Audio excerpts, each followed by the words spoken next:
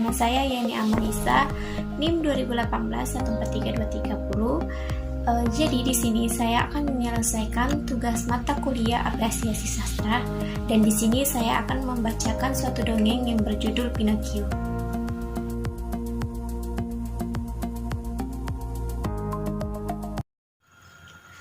Pada zaman dahulu, hiduplah seorang pengrajin kayu yang bernama Geppetto. Ia hidup seorang diri di rumah sederhananya yang hanya berisi barang-barang dari kayu. Sama halnya dengan manusia lainnya, Geppetto memiliki sebuah mimpi. Mimpinya ialah ingin mempunyai seorang anak laki-laki yang akan menemaninya.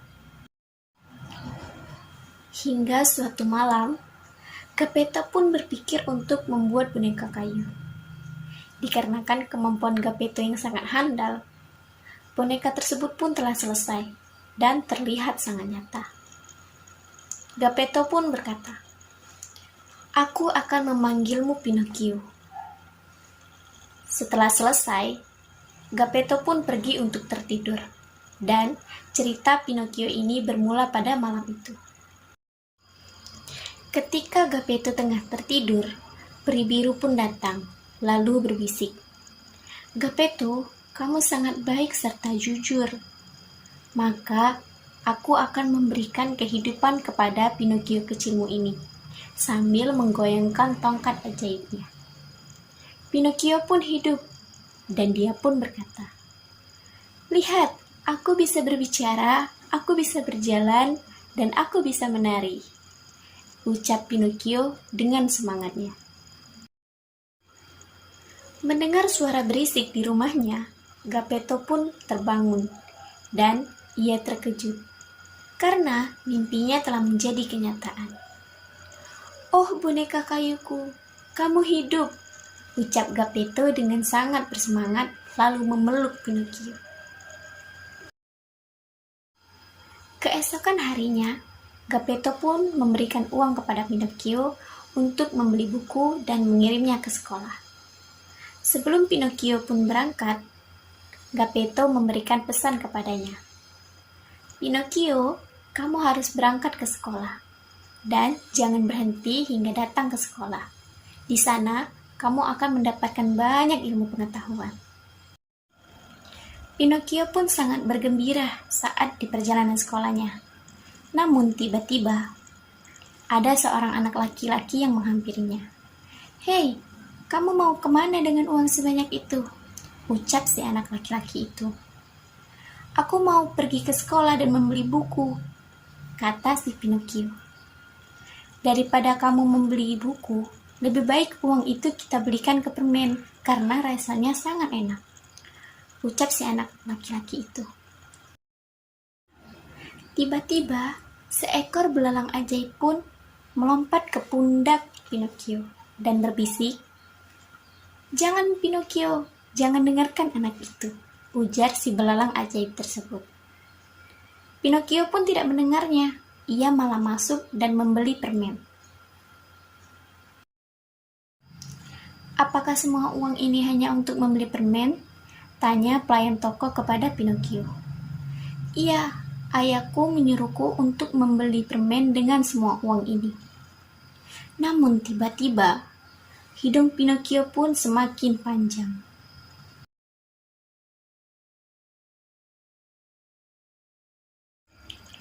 Pada saat Pinocchio keluar dari toko, si anak laki-laki tadi pun dengan cepat mencuri semua permen yang ada di tangan Pinocchio dan melarikan diri. Pinocchio pun telah ditipu. Akan tetapi untungnya, tidak semua uang yang diberikan Geppetto tadi dibelikan oleh Pinocchio untuk membeli permen. Lalu, belalang ajaib tadi pun melompat lagi ke pundak Pinocchio dan bertanya, mengapa uang Pinocchio bisa berkurang. Pinocchio pun menjawab, "Uangnya tadi jatuh dan aku tidak menemukannya lagi."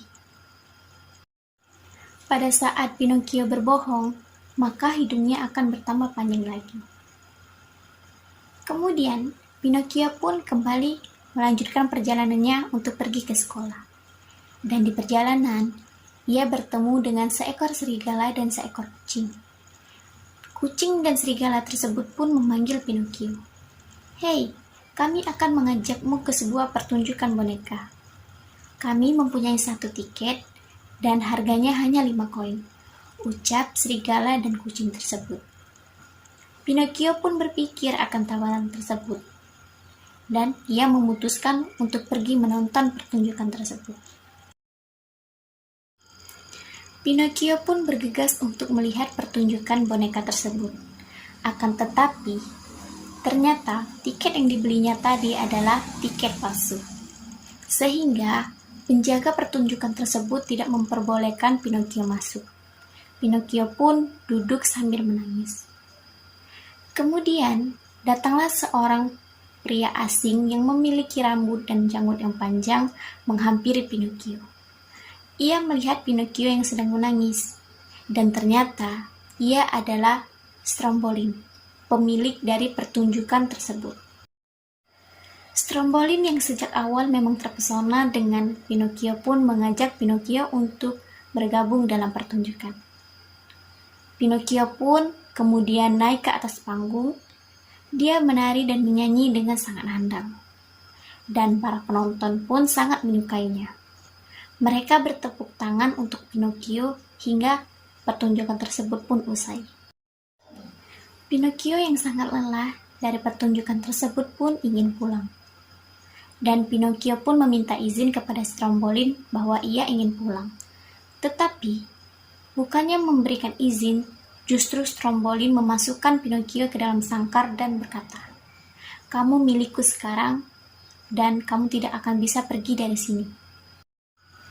Pinocchio pun menangis terseduh di dalam sangkar tersebut, hingga belalang ajaib tadi pun datang kembali dan berkata, "Lihat Pinocchio, jika kamu mendengarkan ucapan dari Geppetto tadi, tentu kejadian ini tidak akan terjadi."